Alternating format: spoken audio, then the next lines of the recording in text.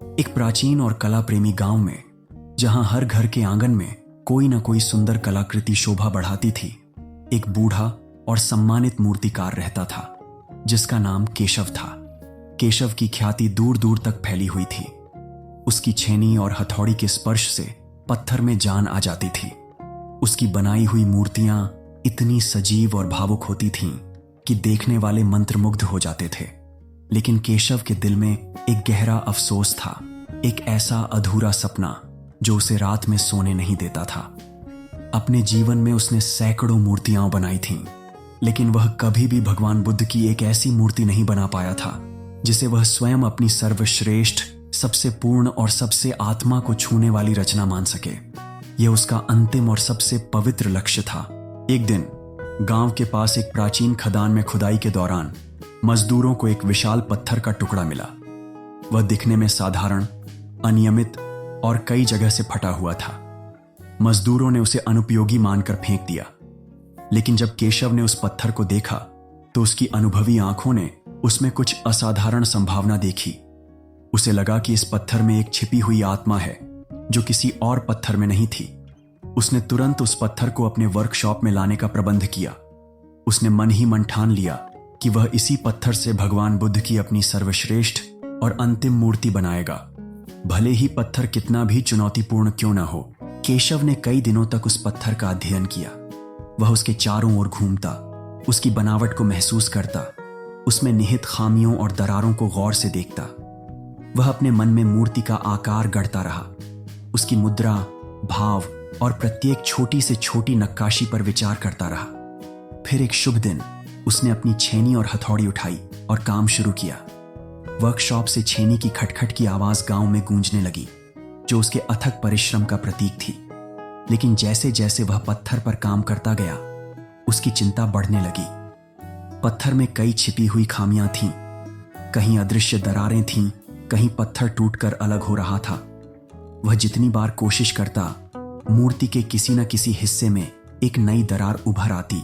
वह बार बार निराश होता, कभी कभी तो अपनी कला पर ही संदेह करने लगता। गांव के लोग भी उसके पास आते और कहते, केशव जी, यह पत्थर खराब है, इसे छोड़ दीजिए, आप एक नया उत्तम पत्थर ले लीजिए। आपकी कला ऐसे दोषपूर्ण पत्थर के लायक नहीं। केशव ने उनकी बात सुनी, लेकिन हार मानने को तैयार नहीं था। उसने अपने जीवन के अनुभवों से सीखा था कि कोई भी चीज या कोई भी व्यक्ति पूरी तरह से दोषरहित नहीं होता। उसने सोचा, जीवन में भी तो खामियां होती हैं, असफलताएं होती हैं जो हमें चोट पहुंचाती हैं। लेकिन क्या हम उन खामियों के कारण जीना छोड़ देते हैं? नहीं, हम उन्हें स्वीकार करते हैं और उनसे सीखते हैं। मैं इन पत्थर की दरारों को ही इस मूर्ति की खूबसूरती और यथार्थता बनाऊंगा। उसने अपनी तकनीकों में क्रांतिकारी बदलाव किए। उसने उन दरारों को छिपाने की कोशिश करने के बजाय उन्हें ही मूर्ति के डिजाइन का हिस्सा बना दिया। उसने उन्हें बुद्ध के चेहरे की विशेषताओं, उनके कपड़ों की सिलवटों या कमल के फूल की पंखुड़ियों में इस तरह से समाहित किया कि वे दोष नहीं, बल्कि अद्वितीय विशेषताएं लगने लगीं। यह एक जोखिम भरा कदम था, लेकिन केशव को अपनी अंतरात्मा पर भरोसा था।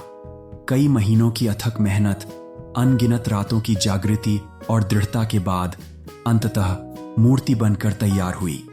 जब गांव के लोगों को उसे देखने के लिए बुलाया गया तो वे अपनी आंखों पर विश्वास नहीं कर पाए। वह मूर्ति इतनी शांत, इतनी शक्तिशाली और इतनी सजीव थी कि मानो भगवान बुद्ध स्वयं वहां बैठे हों। जो दरारें कभी उसकी कमजोरी लग रही थीं, वे अब मूर्ति की विशेषताएं बन गई थीं, जो उसे और भी यथार्थवादी, मानवीय और अद्वितीय बना रही थीं। उन दरारों ने मूर्ति को एक अनोखी कहानी दी थी, एक कहानी संघर्ष और स्वीकृति की। बूढ़ा मूर्तिकार केशव अपनी आंखों में संतोष और आनंद के आंसू लिए उस मूर्ति को निहार रहा था। उसने अपना जीवन का सबसे बड़ा सपना पूरा कर लिया था। वह समझ गया था कि असली कला और सच्ची पूर्णता दोषरहितता में नहीं होती, बल्कि अपूर्णता को स्वीकार करने, उसे गले लगाने और उसे सुंदरता में बदलने में होती है। उसने सीखा था कि जीवन की हर खामी अगर सही दृष्टिकोण से देखी जाए तो वह आपकी सबसे बड़ी शक्ति बन सकती है। यह कहानी हमें एक गहरा सबक सिखाती है।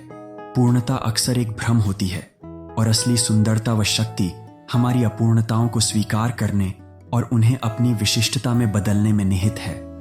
जीवन में हमें अक्सर चुनौतियों, असफलताओं और व्यक्तिगत खामियों का सामना करना पड़ता है। यह कहानी सिखाती है कि इन दरारों को छिपाने या उनसे डरने के बजाय हमें उन्हें अपनी कहानी का हिस्सा बनाना चाहिए। हर मुश्किल, हर दोष अगर सही दृष्टिकोण से देखा जाए तो वह आपको अद्वितीय और अधिक मानवीय बनाता है। अपनी अपूर्णताओं को स्वीकार करें, उनसे सीखें और उन्हें अपनी ताकत का स्रोत बनने दें। आपकी सबसे बड़ी कलाकृति अक्सर आपकी सबसे बड़ी चुनौतियों से ही उभरती है।